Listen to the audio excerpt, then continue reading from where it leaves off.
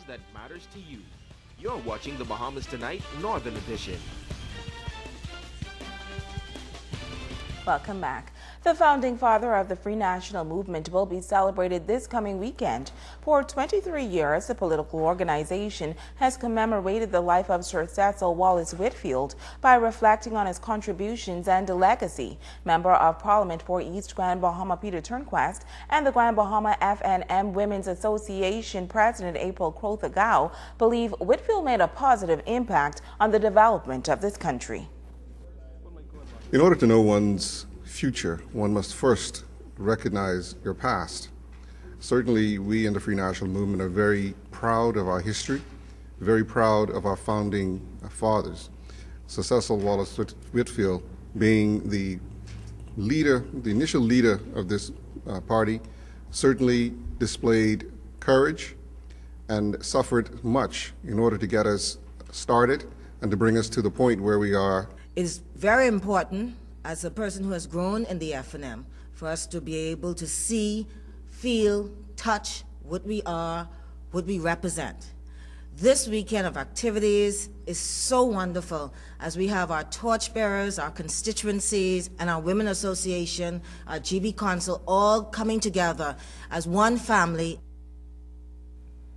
Now, Chairman of the FNM Council, David Thompson, says the celebration begins with Youth Night on Friday night.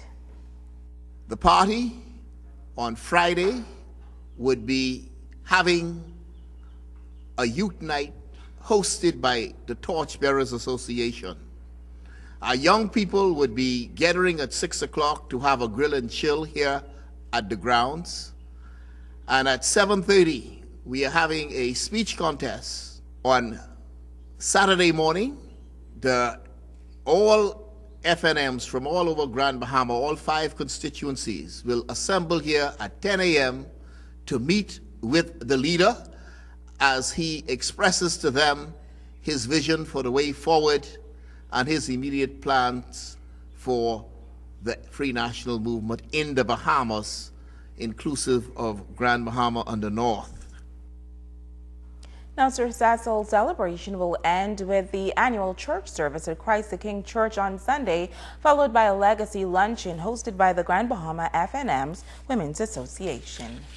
In other news, Grand Bahama is the industrial capital of the Bahamas, and technical education is considered essential if industry is to survive. Well, for 2 decades, the Total Education Center, or TEC, has provided a second chance for at-risk youth, providing opportunities for training and employment. In January, another center was opened, this time in the 8 Mile Rock community. Shakara Trott reports. It's an effort to expose residents of 8 Mile Rock to better opportunities in technical education and general training in technical areas. And for 20 years, founders of the Technical Institute have been answering the demands of Grand Bahama's industrial sector. According to Director of TEC, Fred Delancey and Clindy Russell, the programs are meeting the demands of the community. Our programs have been not only properly structured, but very consistent over the years. And young people have benefited. I think we've impacted the lives of young people positively for many, many years. And so many of them are now responsible and productive members of our society. So the program has basically impacted this community tremendously. I could only see this expanding and growing as the need exists for something like this. And so the community of 8 Mile Rock, I'm sure, is the better off for it. Enrollment is steadily increasing at the center in 8 Mile Rock, while overcrowding is an issue in the Southern District. The Hawksbill campus has become so full, such that we're trying to, those persons who live in 8 Mile Rock, they've been asked to come to the center in Martintown. And now we can take in more folks in Hawksbill, because now we're trying to divert some of the attention to Martintown.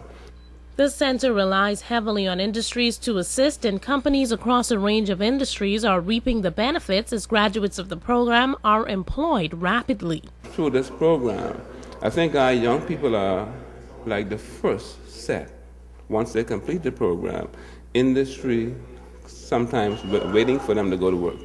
Because we prepare our youngsters not only for the community to be successful and responsible in the community, but also to be a little bit productive in the workplace. The program is making an impact on the lives of residents and young people in particular. We have teachers here who really looks out for the best interest in every student. If someone's struggling in one area, the teacher will actually help him, and if a student knows how to help the next student, we'll actually put them on our shoulders. A lot of people really give up on young people nowadays, but I thank Mr. D that he has given us the next chance to become more productive citizens in our community. Shakara Trott, ZNS Network News.